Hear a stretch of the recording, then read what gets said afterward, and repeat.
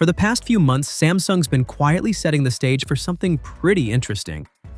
We already knew new foldables were coming, but now it's starting to feel like this year isn't just about another Z Fold and another Z Flip. There's a third device in the mix, and this one might actually change how people see foldable phones altogether. This is the Galaxy Wide Fold.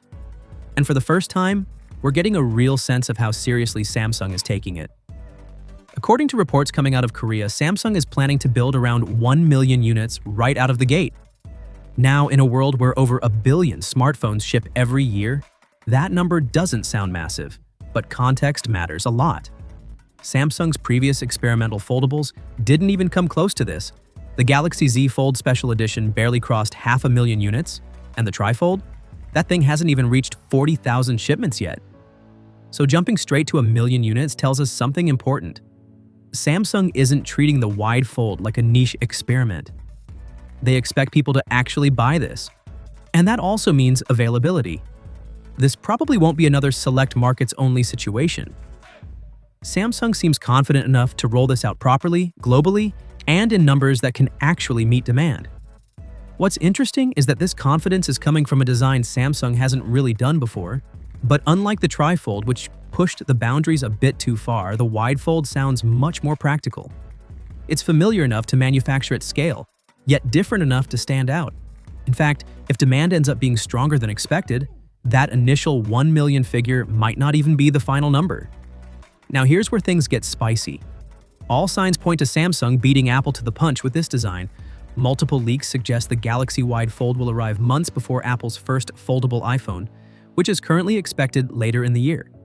Apple's foldable, whatever it ends up being called, will likely launch alongside the next wave of iPhones in September. Meanwhile, Samsung's timeline points to a summer release, possibly as early as June but more realistically around July, alongside the Z Fold 8 and Z Flip 8. And the wild part? These two phones might end up looking extremely similar. Leaks suggest both devices could share nearly identical screen sizes when folded and unfolded. The real difference won't be size, but shape. Unlike the tall, narrow Z Fold design, the Wide Fold is expected to open up into something closer to a small tablet, more like an iPad mini. Wider, more balanced, and honestly, probably way better for watching videos or multitasking. Analysts think Apple could sell 10 million foldable iPhones in just a few months. Compared to that, Samsung's 1 million target seems modest. But Samsung's playing a different game here. This isn't about beating Apple in numbers, it's about defining the category first. So, will the Galaxy Wide Fold outsell the Z Fold 8? Probably not.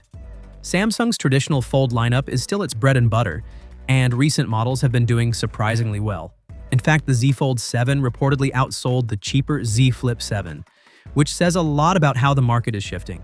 And if that trend continues, the Z Fold 8 is likely to be the main star once again.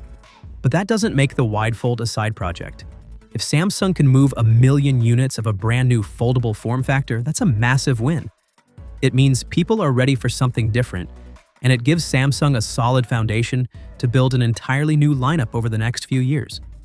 This could be the start of a second foldable era for Samsung, one that's less about experimentation and more about refinement. But what do you think? Is the Wide Fold the future of foldables, or just another interesting detour? Let me know what you think, and I'll catch you in the next one.